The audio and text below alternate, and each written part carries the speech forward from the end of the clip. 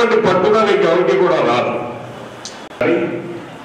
ఏ ఒక్కరు ఆ భగవంతుడి సృష్టిలో మానసిక వైకల్యం మాత్రం ఎవరికి లేదు అని చెప్పి సందర్భంగా వికలాంగ శాతం 1000 రూపాయలు 80 కన్నా ఎక్కువ ఉంటే వాళ్ళందరికీ చేతులు అందించాలని నిరోధిస్తా ఉన్నారు. కాబట్టి దీనికి ఒక మెకానిజం ఏ రకంగా మనం ఆ అల్లాలను పంపించమని చెప్పి నేను కోరుతా ఉన్నాను.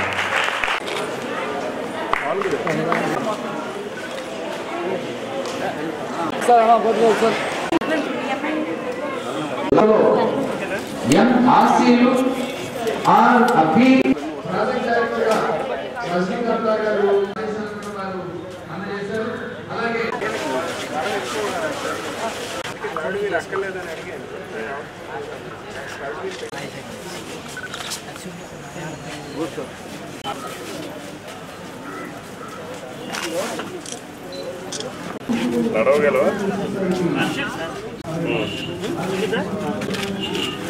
56వ వికలాంగుల దినోత్సవం.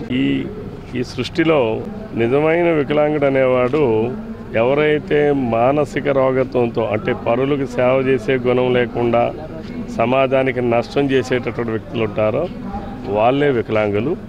ఈరోజు భగవంతుడు లోపం వలన సృష్టి లోపం వలన ఉండేటటువంటి వాళ్ళని అన్ని రంగాల్లో కూడా వాళ్ళు రాణించగలరు. వాళ్ళకి ప్రోత్సాహం అందించినాడు. తప్పనిసరిగా వాళ్ళలో ఉన్న నైపుణ్యం కానీ వాళ్ళలో ఉన్న పట్టుదల కానీ అన్ని అవయవాలు సక్రమంగా ఉన్న వాళ్ళలో కూడా ఉండవు. వాళ్ళలో ఉన్న ఆ స్కిల్స్ని మనం గుర్తించి ఎంపిక చేసి వాళ్ళని ప్రోత్సహించినప్పుడు అందరికన్నా అన్ని రంగాల్లో కూడా ముందంజలో ఉంటారు.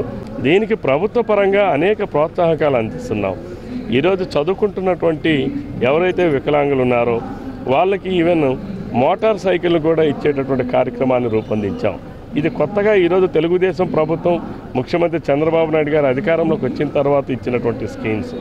అలాగే ఆర్టిఫిషియల్ లెగ్స్ ఇస్తున్నాం, అలాగే ట్రైసైకిల్స్ పంపిణీ చేస్తున్నాం, అలానే చేతికర్రలు పంపిణీ చేస్తున్నాం, అలాగే వినికిడి యంత్రాలు పంపిణీ చేస్తున్నాం.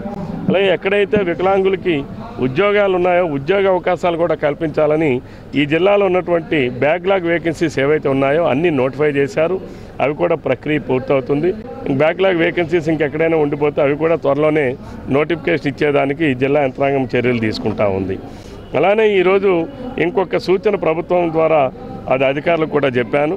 ఏదైతే మనం ఎస్సీ ఎస్టీ బీసీ లోన్స్ మనం సప్లాన్స్లో చేస్తున్నామో వికలాంగులకు కూడా ఒక సప్లాన్ అనేటటువంటిది ఏర్పరచాలి. వాళ్ళకు కూడా అందులో 3% అనేటటువంటిది అన్ని ఉద్యోగాల్లో కానీ ఫైనాన్షియల్ అసిస్టెన్స్లో కానీ లేదు ఏ ఇతర కార్యక్రమాల్లో కానీ వికలాంగులకి అమలు చేయాలి అనేటటువంటిది ఒక విధానం స్పష్టమైన సూచన ఈరోజు చేస్తున్నాం. దీన్ని ప్రభుత్వంలో కూడా ముఖ్యమంత్రి గారితో కూడా నేను మాట్లాడి రేపు రాబోయే ఫైనాన్షియల్ అసిస్టెన్స్ యాక్టివిటీస్లో కూడా వికలాంగులకి 3% చెందే విధంగా చర్యలు తీసుకుంటా ఉన్నాం.